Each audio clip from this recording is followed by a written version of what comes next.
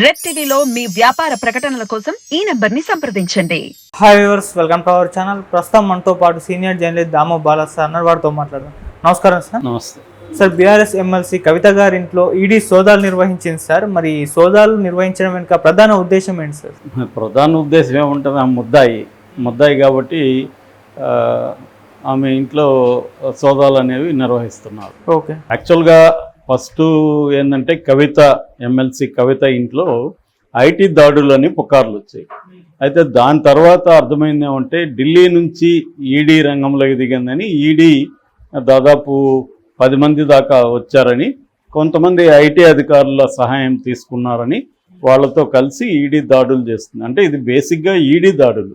Okay. అంటే మనకి దీని నేపథ్యం తెలియాలంటే ఢిల్లీ లిక్కర్ స్కామ్లో భాగంగా ఈమె ఇంటి మీద దాడులు చేశారు.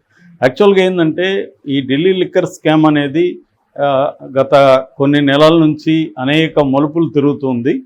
దీంట్లో ప్రధానంగా ఢిల్లీ లిక్కర్ స్కామ్ మనం చాలాసార్లు చెప్పుకున్నాం, బట్ బ్రీఫ్గా నేను చెప్తాను. ఢిల్లీ లిక్కర్ స్కామ్ ఏంటంటే 2021-22కు ఢిల్లీలో ఎక్సైజ్ పాలసీ కొత్తది ప్రవేశపెట్టారు. అప్పటి వరకు ప్రభుత్వమే, ఇప్పుడు ఆంధ్రప్రదేశ్లో ఎలాగైతే ప్రభుత్వ ఆధ్వర్యంలో రీటైల్ అవుట్లెట్స్ నడుస్తున్నాయో అట్లా ఢిల్లీలో కూడా రీటైల్ అవుట్లెట్స్ కోసం సపరేట్గా పెట్టి అది ప్రైవేటైజ్ చేశారు. దాదాపు 849 రీటైల్ అవుట్లెట్స్ని పెట్టడం, అది మార్నింగ్ అర్లీ అవర్స్ 3 గంటల వరకు నడపడం, ఇట్లాంటి కొన్ని పాలసీ చేంజ్ చేశారనమాట బేసిక్గా. సో దీనివల్ల 9,500 కోట్ల అదనపు ఆదాయం వస్తుందని కూడా అంచనా వేశారు. సో ఇది బేసిక్గా ఢిల్లీ ఎక్సైజ్ పాలసీ. సో అప్పుడు మనీష్ సిసోడియా ఉప ముఖ్యమంత్రిగా ఉన్నారు, ఆయనే ఎక్సైజ్ మినిస్టర్ కూడా ఉన్నారనమాట. అందుకనే ఇప్పుడు ఆయన దాదాపు 1 ఇయర్ నుంచి జైల్లో ఉండడానికి కారణం ఏంటంటే ఆయన ఎక్సైజ్ మినిస్టర్, ఆయన ఆధ్వర్యంలో ఇది జరిగింది. అయితే అప్పుడే బీజేపీ దీని మీద వ్యతిరేకించింది. బీజేపీ ఏం చెప్పిందంటే ఇది ఒక స్కాము, దీంట్లో ఈ లాబీలో ఎవరైతే ఈ అవుట్లెట్స్ తీసుకున్నారో వాళ్ళకి దాదాపు 30 కోట్ల వరకు రాయితీలు ఇచ్చారు. మొత్తంగా ఈ పాలసీ అంతా కూడా ఒక సౌత్ లాబీకి అనుకూలంగా జరిగింది అని. సౌత్ లాబీలో ఎవరెవరు ఉన్నారంటే ఇండో స్పిరిట్స్ అనే ఒక లిక్కర్ సంస్థ ఉంది. ఆ ఇండో స్పిరిట్స్ బేసిక్గా ఎవరిదంటే మాగుంట శ్రీనివాసరెడ్డి, మొన్నటి వరకు వైసీపీలో ఉన్నాడు, ఇప్పుడు ఆయన తెలుగుదేశంలో చేరుతున్నాడు. సో మాగుంట శ్రీనివాసరెడ్డి కొడుకు రాఘవరెడ్డి ప్లస్ అరవిందో వాళ్ళ దాని యజమాని శరత్ చంద్రారెడ్డి, ఆయన ఎవరో కాదు విజయసాయిరెడ్డి వాళ్ళ సోదరుడి కొడుకు. సో వీళ్ళది, ఇందులో కవిత బినామీ ఈ అరుణ్ రామచంద్ర పిల్ల ఇంకొంతమందికి 33% వాటా ఉంది ఇండో స్పిరిట్స్లో. సో వీళ్ళు ఇటు కవిత, అటు రాఘవరెడ్డి, అటు శరత్ చంద్రారెడ్డి వీళ్ళంతా ఒక లాబీగా ఫామ్ అయ్యి ఈ ఢిల్లీ లిక్కర్ స్కామ్ చేశారు. అంటే అసలు ఆ మొత్తం పాలసీని డిజైన్ చేసింది, రాసింది, డ్రాఫ్ట్ చేసింది అన్నీ కూడా గోరంట్ల బుచ్చిబాబు అనే ఒక సీఏ. ఆయన గతంలో కవితకు సీఏగా పనిచేశాడు. సో దీంట్లో కొంత అరుణ్ రామచంద్ర పిల్ల వచ్చి కవితకు బినామీ.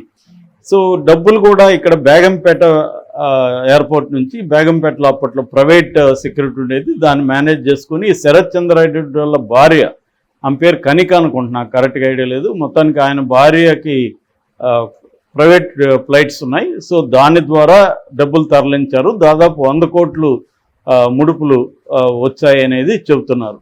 సో దీంట్లో నుంచి కవితకు కూడా ఒక 100 కోట్ల వరకు ముట్టిందనేది చెబుతున్నారు అనమాట. సో ఇది బేసిక్గా ఢిల్లీ లిక్కర్ స్కామ్. ఈ స్కామ్లో కవిత వెరీ వెరీ ఇంపార్టెంట్. సో దాంట్లో వచ్చిన డబ్బుల్ని కవిత వాళ్ళ భర్త దేవన్నపల్లి అనిల్ కుమార్కి రియల్ ఎస్టేట్లు ఉన్నాయి, దాంట్లో పెట్టుబడులు పెట్టారు. చాలా హాస్పిటల్స్ ఉన్నాయి, అంటే బినామీ పేర్లతో ఎవరో నడుపుతుంటారు వాటిని, కానీ కవిత పెట్టుబడులు ఉంటాయి. అట్లా ఈ డబ్బుల్ని ఎక్కడెక్కడ ఎలా డైవర్ట్ చేసింది ఇవన్నీ కూడా ఈడీ ఆరాధిస్తుంది అన్నమాట. సో దానికోసం ఈడీ ఏం చేసిందంటే ఇవన్నీ కొంతకాలం క్రితం దాదాపు 3 సార్లు ఈడీ ఢిల్లీలో విచారించింది. అది మనం చెప్పుకున్నాం చాలాసార్లు. హైడ్రామా నడిచింది. ఇక్కడ నుంచి కవితకు సంబంధించిన వాళ్ళ అన్న కావచ్చు, కేటీఆర్ కావచ్చు, హరీష్ రావు కావచ్చు, చాలామంది మినిస్టర్లు అక్కడ పోయి మకాం వేశారు. ఒక టెన్షన్ వాతావరణం నెలకొంది, అరెస్ట్ చేస్తారా లేదా అన్న ఇది కనిపించింది. అయితే దాని తర్వాత సడన్గా ఆగిపోయింది. ఎన్నికలకు ముందు అసలు ఏం జోలికి ఏమీ రాకుండా పోయారు. దాంతో కాంగ్రెస్ కూడా బీఆర్ఎస్ అండ్ బీజేపీ కుమ్మక్కయ్యారు, అందుకనే కవితని పక్కన పెట్టారని. కానీ బీజేపీ వాళ్ళు ఏం చెప్తున్నారంటే కవితని అరెస్ట్ చేస్తే సింపతి వస్తుంది, కేసీఆర్ కానీ అరెస్ట్ చేయలేదు ఎలక్షన్ ముందు, ఎలక్షన్ అయినాక అరెస్ట్ చేస్తారని కూడా అప్పట్లో అన్నారు. ఆ తర్వాత కాంగ్రెస్ గెలిచిన తర్వాత కేసీఆర్ బీజేపీతో పొత్తు పెట్టుకుందాం అఫీషియల్గానే డిసైడ్ అయినాడని ఢిల్లీలో అపాయింట్మెంట్ కోసం ట్రై చేసి ఈరోజు రేపు వెళ్తున్నారని కూడా పుకార్లు వచ్చాయి. కానీ ఢిల్లీ నుంచి గ్రీన్ సిగ్నల్ రాలేదు. అంటే ఇప్పుడు బీజేపీ పాలసీలో మార్పు వచ్చింది. గతంలో అయితే బీజేపీ బీఆర్ఎస్తో లోపాయికారి కుమ్మక్కైన మాట వాస్తవమని చాలామంది చెబుతారు. ఏదేమైనా వాళ్ళ పాలసీ మారింది. అదేంటంటే చంద్రశేఖర్ రావు లేకపోతే బీఆర్ఎస్ బలహీనపడింది కాబట్టి దీన్ని దెబ్బ కొట్టేస్తే మనం ఆ ప్లేస్లోకి రావచ్చు, ఆ తర్వాత కాంగ్రెస్ సంగతి చూడొచ్చు అన్న ఒక వ్యూహంలోకి బీజేపీ వెళ్ళింది. సో దాంతో ఏమయ్యారంటే రేవంత్ రెడ్డికి కూడా బీఆర్ఎస్ లేదా కేసీఆర్ కుటుంబం పరమ బద్ధ శత్రువులు కాబట్టి రేవంత్ రెడ్డి భుజం మీద తుపాకు పెట్టి బీఆర్ఎస్ని నిర్వీర్యం చేసేలా కేసీఆర్ కుటుంబాన్ని జైలు పంపించాలా అన్న ప్లాను బీజేపీ నాయకత్వానికి కూడా ఉంది. అందుకనే రేవంత్ రెడ్డిని వాళ్ళు ప్రోత్సహిస్తున్నారు. రేవంత్ రెడ్డి కూడా అందుకనే అగ్రెసివ్గా 1 by 1 కేసుల్ని విపరీతంగా లోడ్ తీసుకుంటూ వస్తున్నాడు. సో ఖచ్చితంగా ఈ ఎన్నికల తర్వాత కేసీఆర్ని అరెస్ట్ చేసే అవకాశం ఉంది. రెండో వైపు ఏంటంటే ఈడీ ఈమెకు అనేక సార్లు ఇస్తే ఈమె సుప్రీంకోర్టుకి వెళ్ళింది.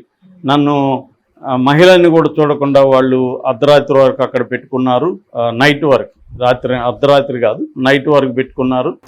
మామూలుగా ఈవినింగ్ 4 లోపల పంపించాలి కానీ పెట్టుకున్నారు. ఇది కరెక్ట్ కాదు అని ఆమె కోర్టుకు వెళ్తే కోర్టు ఈమెకు మీరు అరెస్ట్ చేయకండి అని చెప్పింది. ఈరోజు విచారణ ఉంది. యాక్చువల్గా ఈరోజు పంకజ్ మిట్టల్ అండ్ బేలా త్రివేది బెంచ్ ఇప్పుడు కాసేపట్లో విచారణ చెప్తుంది లేదా పోస్ట్పోన్ చేస్తుంది, తెలియదు.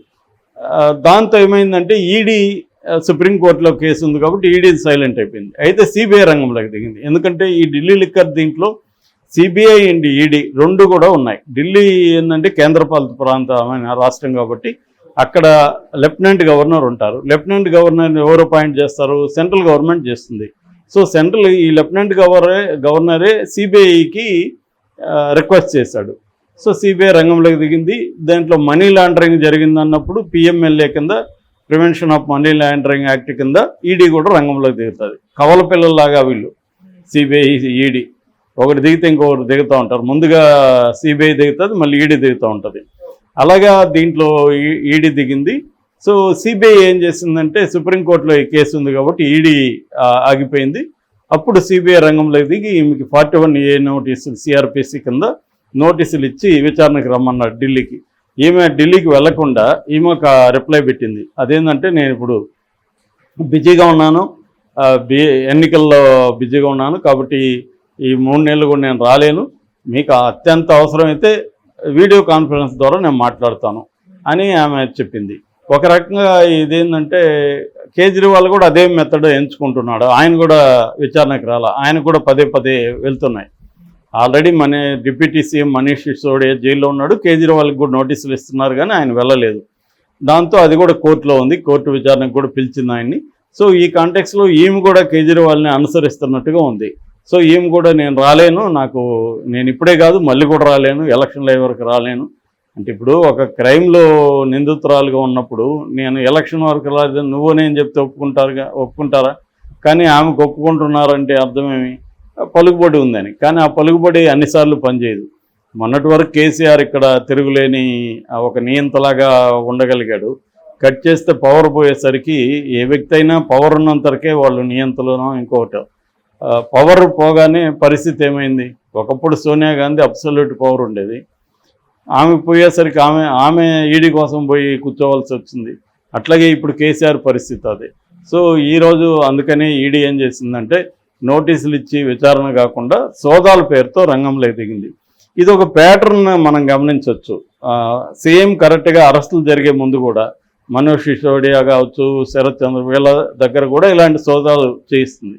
సోదాలు చేసినప్పుడు ఏం చేస్తుందంటే వాళ్ళ దగ్గర ఏదో డాక్యుమెంట్స్ దొరికాయి, అవి దొరికాయి అని చెప్పి అప్పుడు అరెస్ట్ చేయడానికి కోర్టుకి వీళ్ళు వెళ్తారు. ఇది దొరికింది, డాక్యుమెంటరీ ఎవిడెన్స్, ఈ ఇన్వాల్వ్మెంట్ ప్రూవ్ అయింది కాబట్టి అరెస్ట్ చేస్తున్నాం అని చెప్తారు. సో అది బేసిక్గా. సో నాకు తెలిసి దీని లాజికల్ కాన్సిక్వెన్స్ ఏంటంటే ఈమెని అరెస్ట్ చేసే అవకాశాలు అయితే ఉన్నాయి.